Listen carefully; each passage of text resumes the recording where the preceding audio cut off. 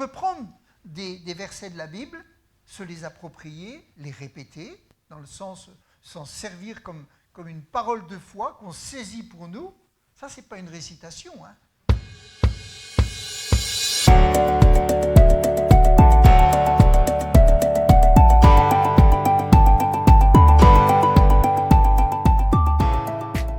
Aujourd'hui, je voudrais faire un peu un résumé et puis rappeler quelques principes. Déjà, une réalité qui est très souvent ignorée, peut-être pas par vous parce que vous connaissez le Seigneur, mais une réalité, c'est que Dieu veut communiquer avec vous et avec moi, avec tous les gens. Amen. Pas simplement avec les chrétiens. Il veut communiquer et il a quelque chose à dire à tous les êtres vivants de la terre. Et il communique déjà pour ceux qui ne connaissent rien. Hein? Ah non, il y a plein de gens qui ne connaissent pas la Bible, qui ne savent même peut-être pas qu'elle existe. Il y en a encore. Ceux qui sont nés dans une religion très enfermée, ne connaissent pas spécialement. Mais c'est par la nature. La nature, vous savez, quand les gens vont dans la nature, Dieu leur parle. Et ça, c'est une réalité. Alors, toutes les théories qu'on a dans la tête, toutes les pensées qu'on peut avoir, elles peuvent fausser la réalité de ce que Dieu est en train de nous dire quand on regarde la nature, quand on contemple la nature, quand on voit le ciel, la terre, quand on voit toute la création. Peut-être qu'aujourd'hui, c'est un peu abîmé, mais ça n'empêche qu'on voit la réalité d'un créateur. Ok ? Et puis, il communique par la pensée de l'éternité qu'il a mis dans chaque cœur. Et ça, même si les gens ne croient pas en Dieu, ils ont toujours cette pensée, qu'est-ce qu'il y a après? Où je vais? D'où je viens? Il y a des gens qui disent, moi, ma vie, elle va s'arrêter, c'est fini, on m'enterre et on n'en parle plus.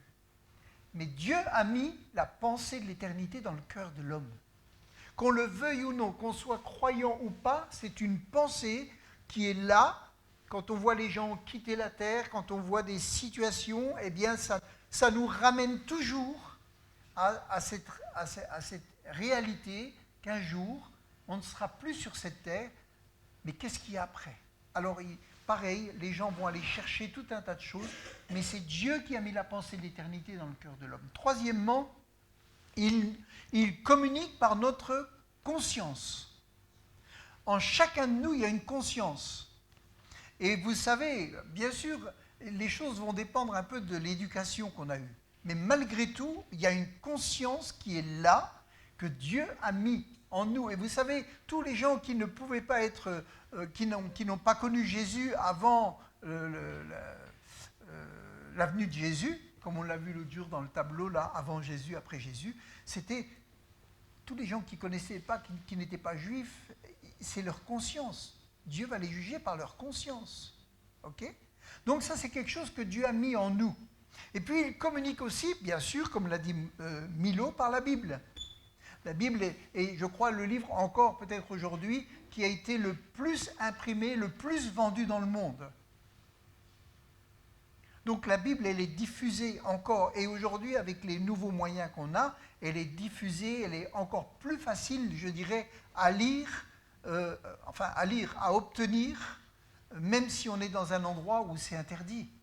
On peut avoir ou lire cette Bible. Et cette Bible, c'est la parole de Dieu qui communique à chaque homme qui il est, ce qu'il a fait et ce qu'il va faire. Et puis, il communique aussi par les chrétiens et il communique par le Saint-Esprit.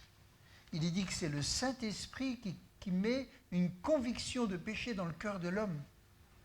Et il y a des gens, quand ils sont convaincus à un moment donné que leur vie ne va pas, peut-être ils vont commencer à chercher Dieu. Ou c'est quand ils ont commencé à chercher Dieu, eh bien que Dieu va leur parler. Ça, c'est son affaire. Le Saint-Esprit, il est à l'œuvre et on peut simplement constater qu'il y a des gens qui sont attirés par Dieu et c'est le Saint-Esprit qui est à l'œuvre. Donc ça, c'est une réalité que souvent on ignore et on peut la rappeler aujourd'hui. Et puis là, c'est donc Dieu qui veut communiquer. Et puis maintenant, Dieu attend que vous communiquiez avec lui. Est-ce que vous communiquez avec Dieu? Je sais que tout le monde communique avec son téléphone. Hein. On n'a pas besoin d'aller à l'école pour apprendre. Les tout petits, si vous leur mettez un téléphone dans les mains, en peu de temps, ils vous dépassent. Mais communiquer avec Dieu, est-ce qu'on sait le faire? Ça, c'est important. Et donc, on peut lire 3 versets dans l'Ancien Testament. Le premier, c'est dans le psaume 145, verset 18. Psaume 145, verset 18.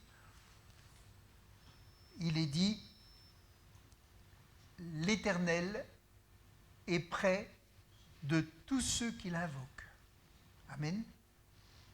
De tous ceux qui l'invoquent avec sincérité.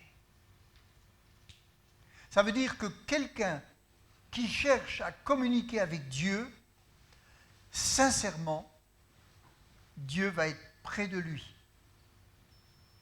Il est près de tous ceux qui l'invoquent. Ça veut dire quoi? Ça veut dire qu'il y a des gens, ils invoquent Dieu, je pense, même au travers d'une religion. Ça, c'est ma pensée. Parce qu'ils ne connaissent que ça. Mais leur cœur cherche vraiment le Dieu créateur. Et peut-être ils ne savent même pas comment l'appeler, peut-être ils ne savent rien, mais ils ont dans leur cœur un désir et ils crient à Dieu. Peut-être ils ne lui donnent pas de nom, mais Dieu est près de ces gens-là. Amen. Et il va les conduire, peu à peu, au travers de circonstances, à connaître le vrai Dieu. C'est pour ça, il faut chercher. Alors vous avez trouvé en Jésus, vous avez trouvé la parole de Dieu, mais il y a des gens, ils ne savent pas. Mais c'est le cœur qui va compter. Alors on va dire, oui, mais il n'est pas dans la vérité. Ok, il n'est pas dans la vérité, il n'est pas sauvé, il n'est pas approuvé, parce qu'il ne connaît pas le chemin qui mène à Jésus, mais peut-être il prie de tout son cœur. Et Dieu va le diriger dans la vérité. Amen. Parce que celui qui cherche va finir par trouver. Il va le diriger. Donc c'est important de comprendre que Dieu attend qu'on communique avec lui. Il est dit, il accomplit les désirs de ceux qui le craignent. Et il entend leurs cris et il les sauve. L'Éternel garde tous ceux qu'il aime. Amen. Donc sachez qu'il y a des gens que vous croisez qui ne sont pas chrétiens et qui certainement prient, cherchent, font un appel, peut-être à, vous savez, quand Paul il disait, je vais vous parler du Dieu inconnu, hein, il parlait à ceux qui étaient là. Et puis un deuxième verset, Jérémie 33, 3, il est dit, invoque-moi et je te répondrai. Invoque-moi et je te répondrai. Ça, c'était dit au prophète, je te révélerai de grandes choses et des choses secrètes que tu ne connais pas. Et je crois que quand on prie, quand on invoque le Seigneur, il nous révèle des choses. Amen. Il nous révèle des choses par son esprit. Il nous révèle aussi, des fois, ce qu'il veut faire avec nous, ce qu'il va faire. Et il nous révèle aussi, tout simplement, sa parole, pour qu'on la comprenne, qu'on distingue vraiment les choses profondes. Parce que la Bible, il est dit, on le disait ce matin, que la parole est une nourriture, elle éclaire notre âme, notre esprit, elle nous amène à comprendre ce que Dieu attend. Et on prie, le moyen, c'est ça. Et puis, on peut aussi communiquer à Dieu pour remercier. Amen. Ça, c'est dans 1 Samuel 1, verset 27. C'était cette femme, Anne, qui va rendre grâce à Dieu. Parce qu'un an avant, elle était venue dans le temple et elle était désespérée. Elle a invoqué l'Éternel. Et elle a dit, Seigneur, si tu me donnes un enfant, elle était stérile, je te le consacrerai. Amen. Un an après, cette femme revient dans le temple et elle dit, c'est 1 Samuel 1, 27, c'était pour obtenir cet enfant que je priais et l'Éternel m'a accordé ce que je lui demandais. Amen. Donc quand on communique avec Dieu, il se passe quelque chose. Apprenons à communiquer avec Dieu. Et elle dit, à mon tour, je veux le consacrer à l'Éternel. pour toute la vie, pour toute sa vie, et il sera consacré. Là-dessus, ils se prosternèrent là devant l'Éternel. C'est une prière de gratitude après avoir reçu une bénédiction. Donc la communication est vraiment quelque chose d'important. Dieu veut communiquer avec les hommes, mais il attend qu'on communique avec lui. Et dans le Nouveau Testament, le moyen de communiquer, c'était le modèle, c'est notre Père. Que ton nom soit sanctifié, etc., etc. Amen.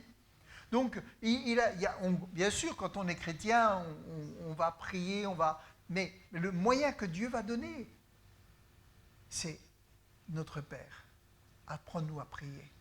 Voilà comment vous devez prier. Amen. C'est-à-dire comprendre tout ce que Dieu peut nous donner, comprendre qu'il va s'occuper de notre vie, comprendre qu'il est celui qui va nous protéger, à qui on peut demander protection. Amen. Celui qui pardonne nos péchés, comme nous pardonnons aussi à ceux qui nous ont offensés. Donc on se rend compte que dans ce modèle de prière, il y a une richesse qui comprend tout ce que notre cœur a besoin, tout ce que notre vie a besoin.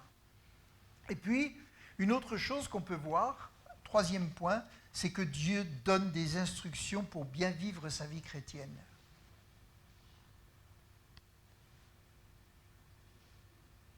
Et on donnera juste 3 points. Parce que je ne sais pas comment on fait, nous, les hommes et les femmes, pour vivre avec tant de complications dans notre tête. Comment est-ce qu'on peut être si compliqué ?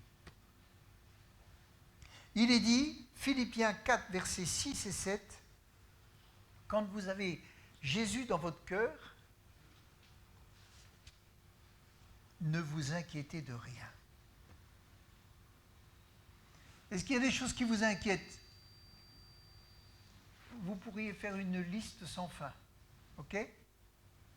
Et quand vous mettez cette liste sans fin avec des sujets qui sont légitimes, vous mettez un verset à côté qui vous dit, OK, ta liste, elle est immense d'inquiétudes, de soucis, de difficultés, d'épreuves, etc., etc.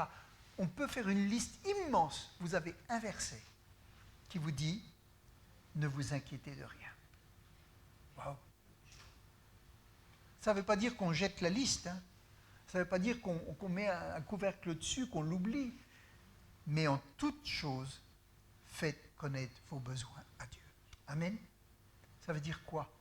Ça veut dire que si on reconnaît que ce Dieu qu'on sert, qui habite en nous, est tout-puissant, en toute chose, faites connaître vos besoins à Dieu par des prières et des supplications, des actions de grâce. Amen. Ça nous ramène au lien de la prière, ça nous ramène à la communication, ça nous ramène à la communion, ça nous ramène à la confiance. Apprenons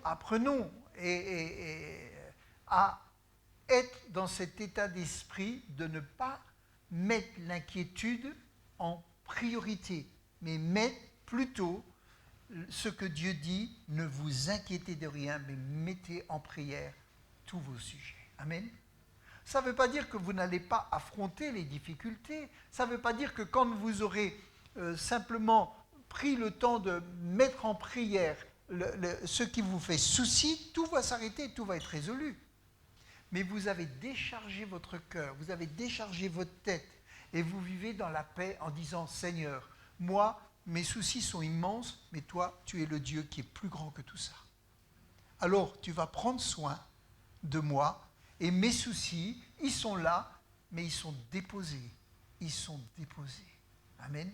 Et je veux simplement me réjouir, attendre comment tu vas me diriger, et puis chercher le moyen que tu me donnes, la porte que tu ouvres, mais apprenons à ne pas nous stresser et à stresser tout le monde autour de nous par nos soucis. Amen. On peut en parler, on peut demander à quelqu'un la prière, on peut en parler à quelqu'un, c'est pas interdit, mais même si on en parle à quelqu'un qui est chrétien, on va décharger. Amen. Voilà. Ça, c'est la première chose. Dans une autre version, il est dit « Ne vous mettez en souci pour rien, mais en toute chose, exposez vos besoins à Dieu, adressez-lui vos prières et vos requêtes en lui disant aussi votre reconnaissance. On vit mieux. Donc ça, c'est déjà une première instruction pour bien vivre sa vie chrétienne. Amen.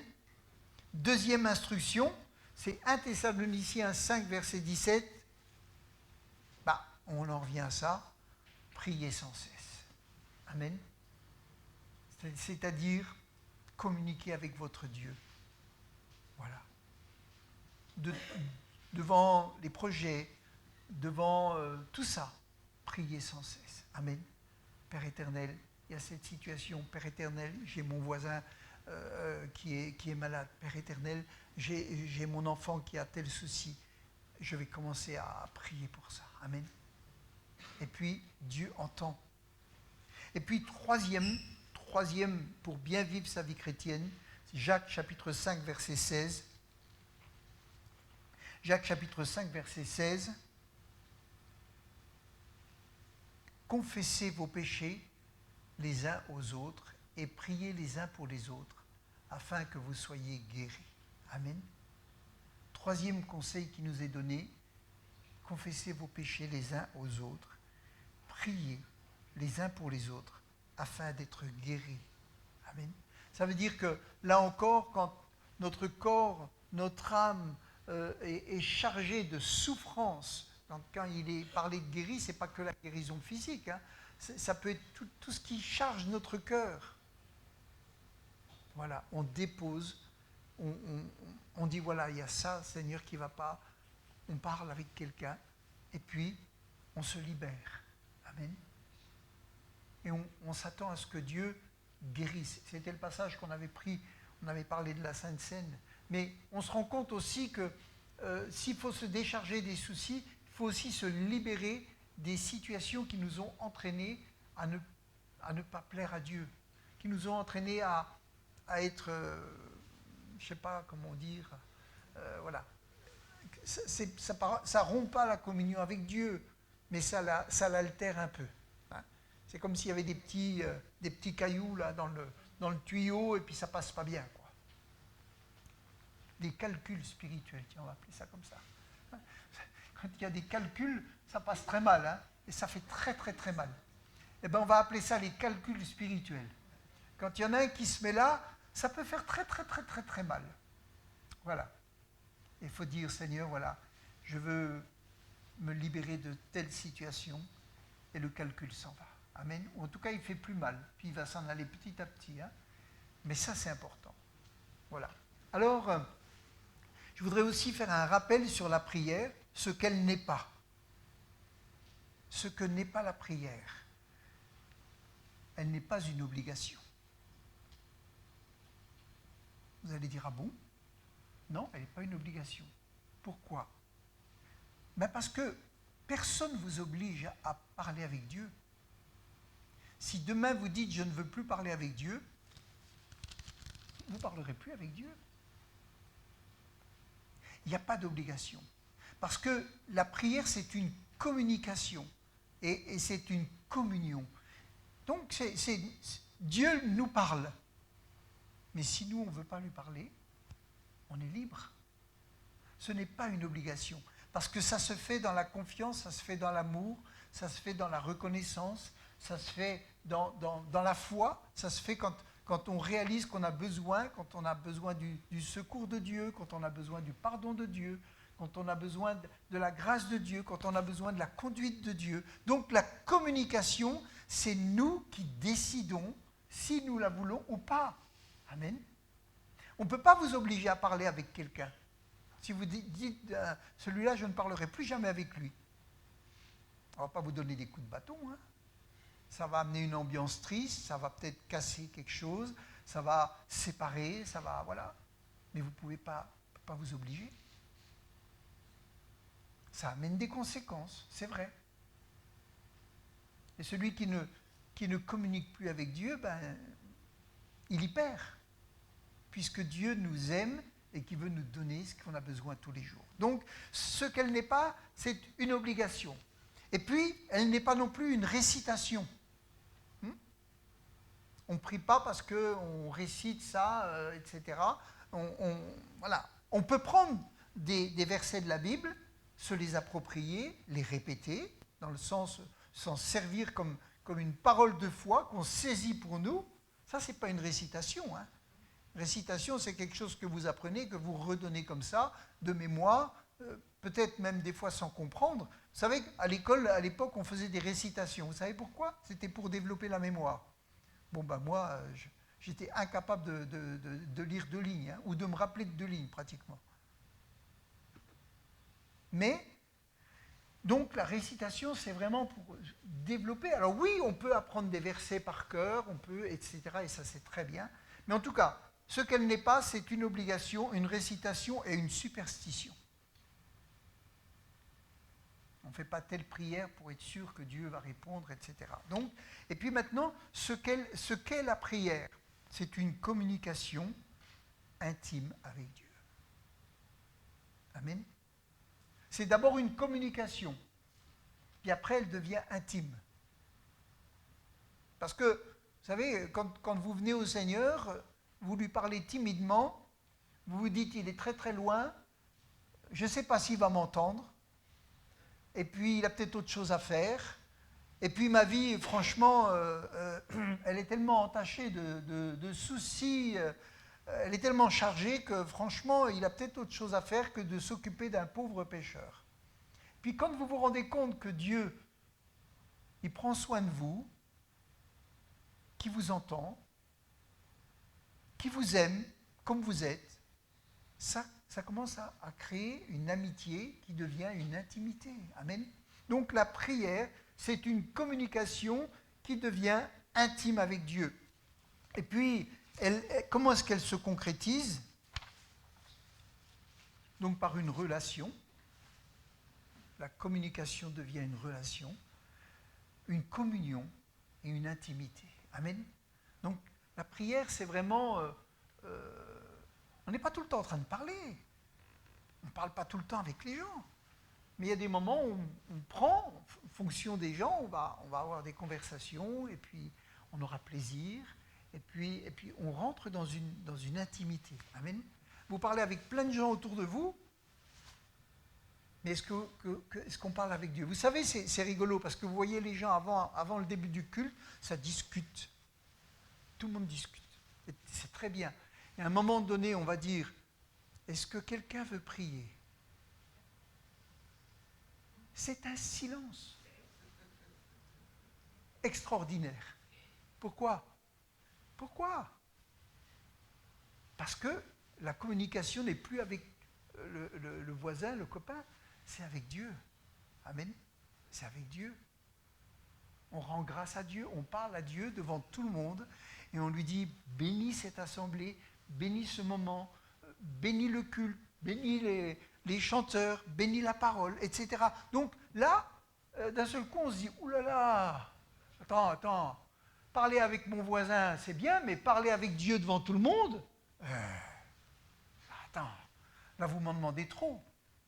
Quand vous arrivez à avoir une communion avec Dieu, personnelle, et qu'on vous dit, remerciez le Dieu que vous connaissez pour la matinée, vous allez dire, pourquoi pas?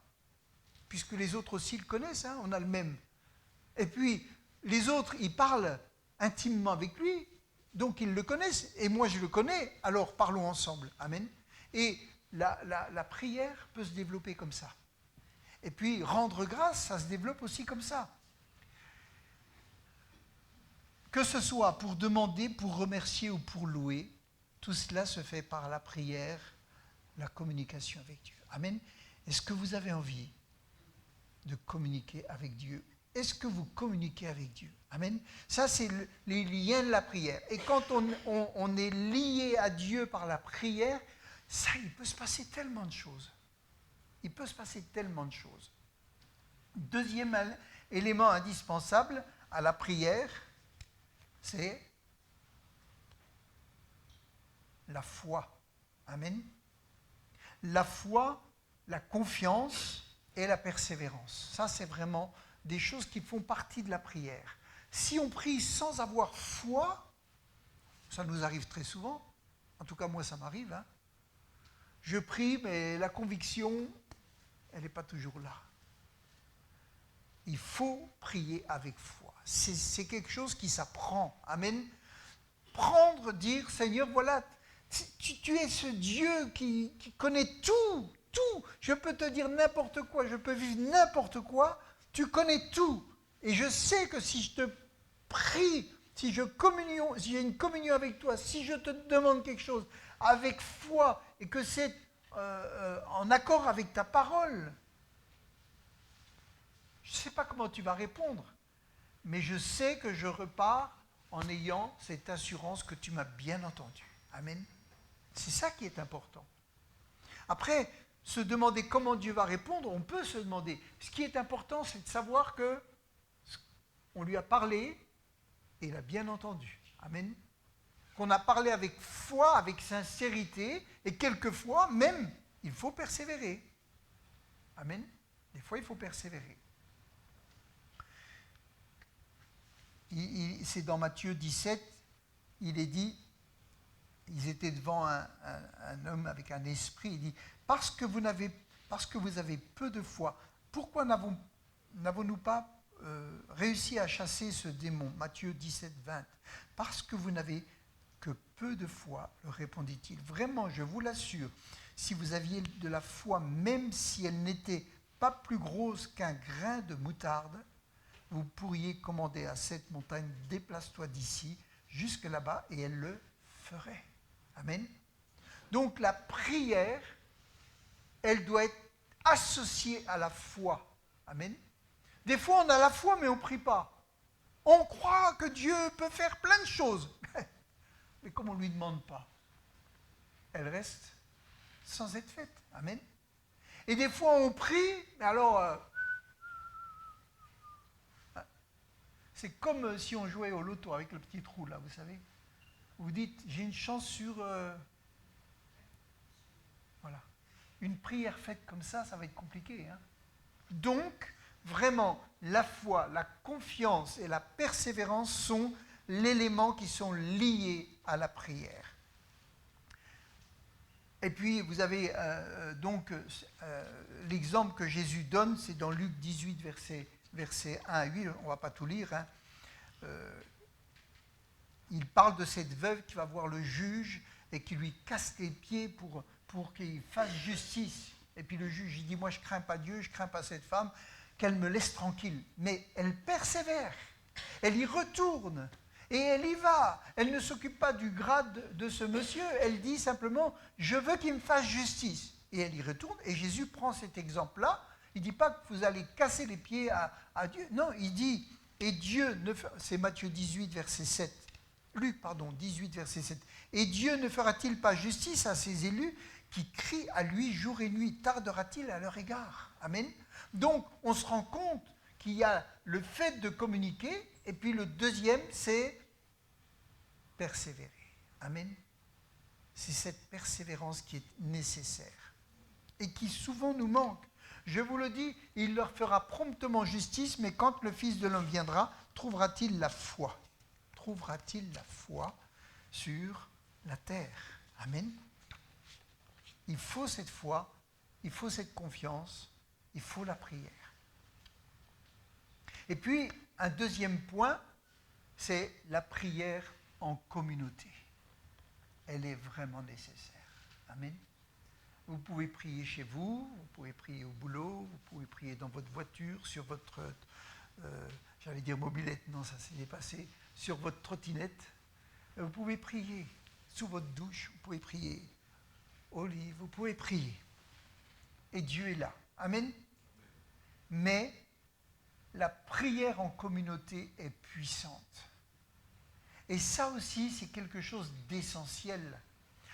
Dans Acte 2, verset 41, il est dit, Acte 2, verset 41, il est dit, ceux qui acceptèrent la parole de Pierre se firent baptiser et ce jour-là, environ 3000 personnes furent ajoutées au nombre des croyants. Dès lors, ils s'attachaient à écouter assidûment l'enseignement des apôtres, à vivre en communion les uns avec les autres, à rompre le pain et à prier ensemble.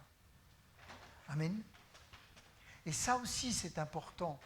Et je vous le dis, il nous manque des temps de prière.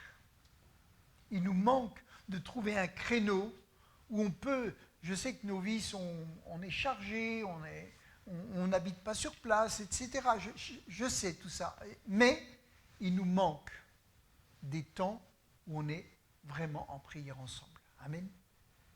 Pour que ça développe quelque chose. Il y a une force qui est là.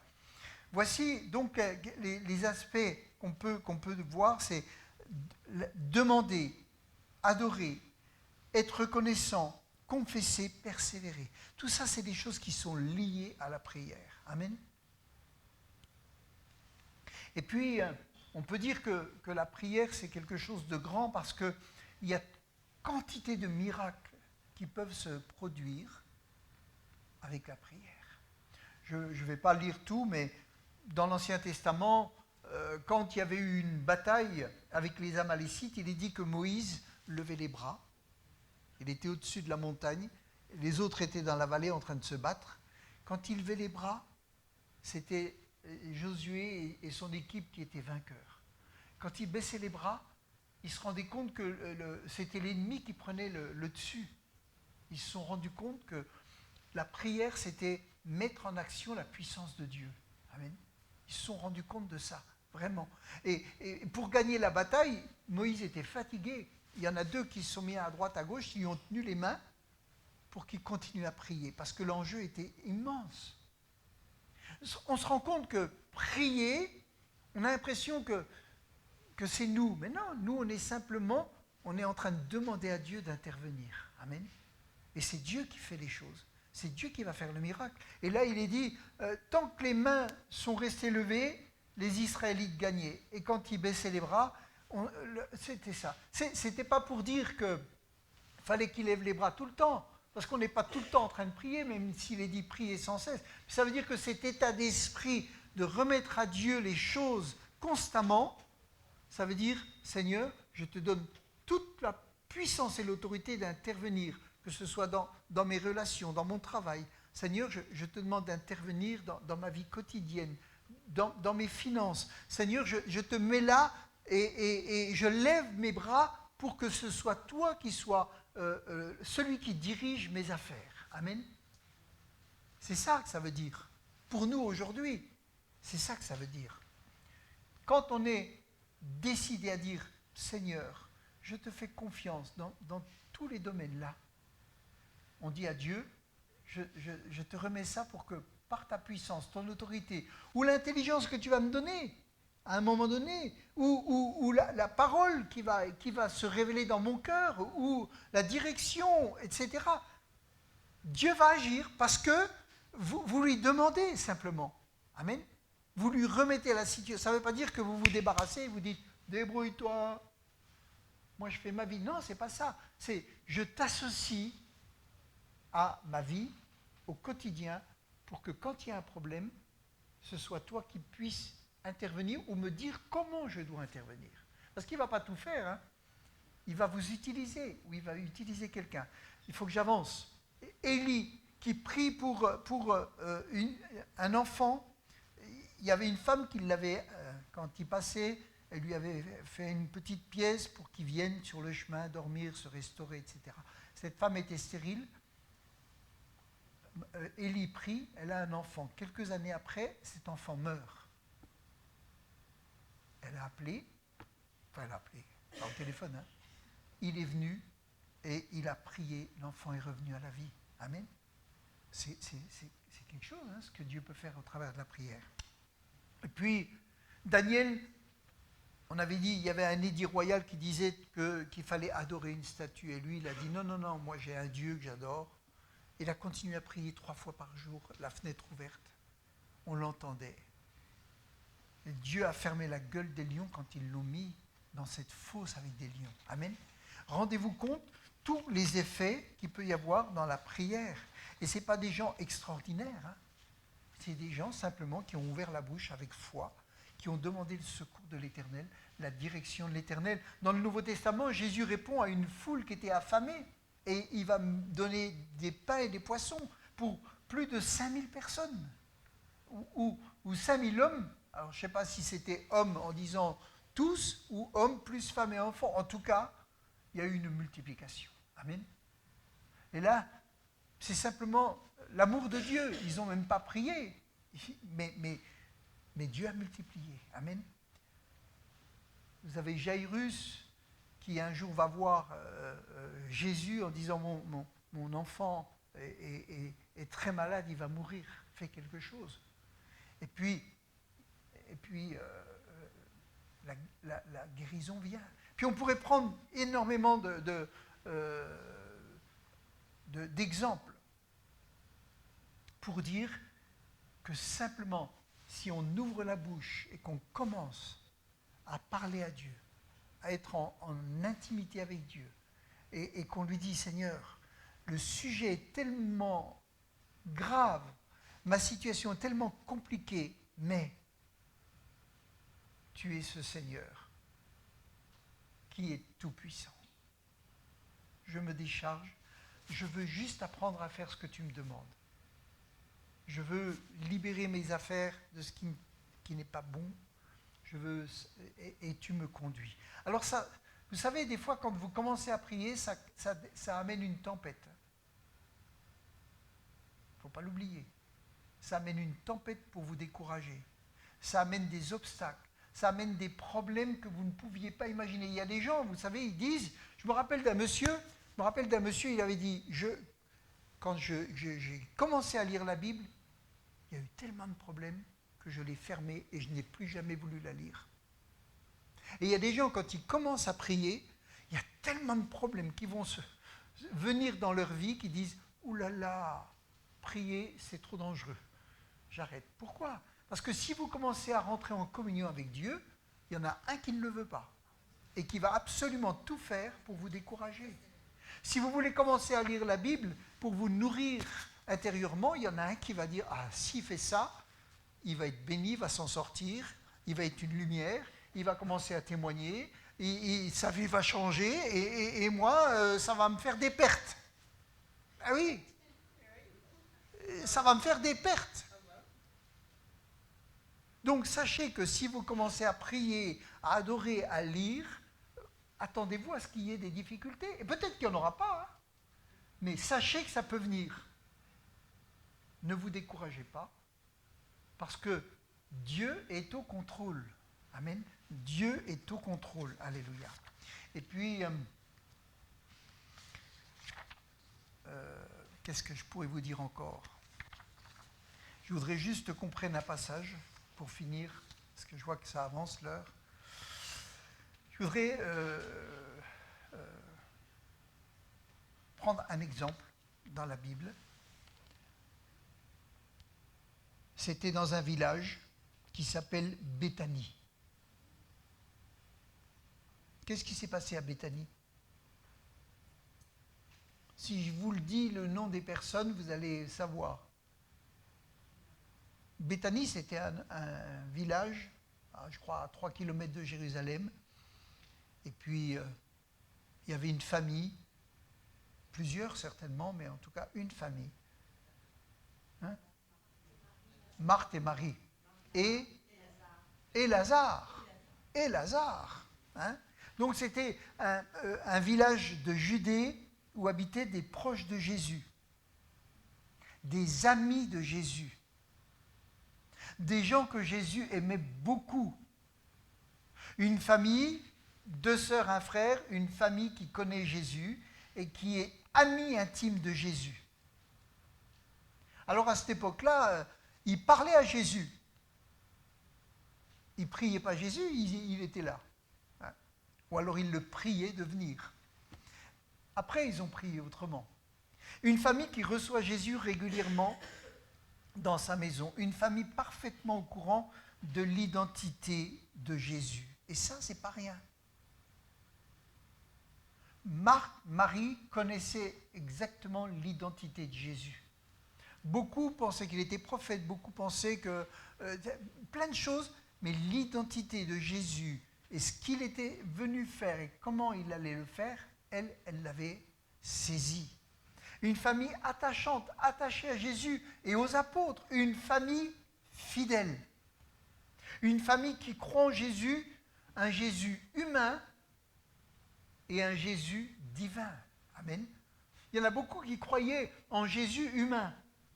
Mais quand il a dit, comme disait Annie ce matin, vous mangerez ma chair et mon sang, ils sont partis en courant, ils se sont dit, celui-là, il est fou. Qu'est-ce qu'il nous fait là? Il y a plein de gens, vous savez, quand Jésus a dit, en 3 jours, je rebâtirai le temple, il y en a qui ont dit, mais il est fou. Il est fou, on a mis 40 ans à le faire, ce temple.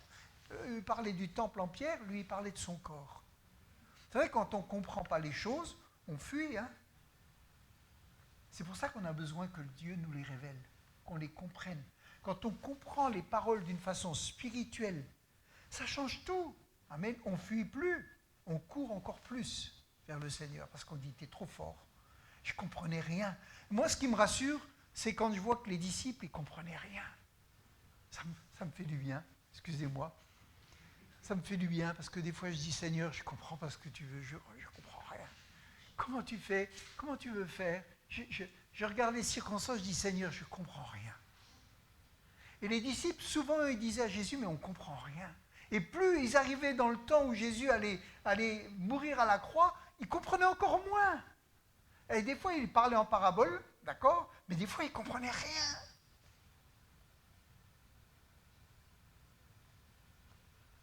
C'est impressionnant. Mais Jésus les aimait et il les préparait, c'est eux qui allaient amener l'évangile après. Hein. Alors, si vous ne comprenez pas tout, ne vous inquiétez pas. Si vous ne comprenez absolument rien, quand même, il y a des choses qui sont simples. Et Jésus l'évangile a été fait quand même pour qu'un enfant puisse le comprendre. Donc, pour finir, je voudrais juste lire 1 ou 2 passages. Dans Jean 11, verset 1, il est dit, dans le village de Béthanie vivaient 2 sœurs, Marthe et Marie, ainsi que leur frère Lazare. Marie était une femme qui, après avoir répandu une huile parfumée sur les pieds du Seigneur, les lui essuya avec ses cheveux. Lazare, son frère, tomba malade. Les 2 sœurs envoyèrent donc quelqu'un à Jésus pour lui faire dire, Seigneur, ton ami est malade. Ton ami est malade. Amen. C'est dans la version Sommer. Je ne sais pas. Ton ami est malade. Quand Jésus apprit la nouvelle, il lui dit, cette maladie n'aboutira pas à la mort. On peut dire, il était un peu décalé. Hein. Quand il est arrivé là-bas, il était mort depuis 4 jours. On pourrait dire ça. Mais non, ce n'est pas ça. Elle servira à glorifier Dieu. Elle sera une occasion pour faire apparaître la gloire du Fils de Dieu. Il est dit, or Jésus était très attaché à Marthe, à sa sœur et à Lazare. Il était très attaché. Amen. Il avait un cœur très attaché à cette famille. J'aimerais bien moi aussi que Jésus puisse dire, oh, je suis tellement attaché à cette famille. Amen. Est-ce que vous n'avez pas envie que Jésus, du fond de son cœur, dise « Oh, je suis tellement attaché à cette famille ». Pourtant, ils se disputaient. Hein. Marthe et Marie, vous connaissez l'histoire. Dis donc, Jésus, tu ne pourrais pas dire à ma sœur qu'elle vienne m'aider plutôt que d'être là à t'écouter? Donc, des fois, les caractères étaient là. Hein. Mais Jésus les aimait profondément. Et puis, on peut dire que quand il est venu un peu en retard, Jésus a été vraiment touché. Si on lit un petit court passage, quand Jésus arrive, il est dit, verset 20, « Quand Marthe apprit que Jésus approchait du village, elle alla à sa rencontre. Marie, elle, resta à la maison. Marthe dit à Jésus, « Seigneur, si tu avais été ici, mon frère ne serait pas mort. Mais je sais que maintenant encore, tout ce que tu demanderas à Dieu, il te l'accordera. » Quelle parole! Quelle parole! C'est vraiment une parole de foi. Tout ce que tu demanderas à ton Père, je sais que Dieu te l'accordera. Waouh! Vous vous rendez compte?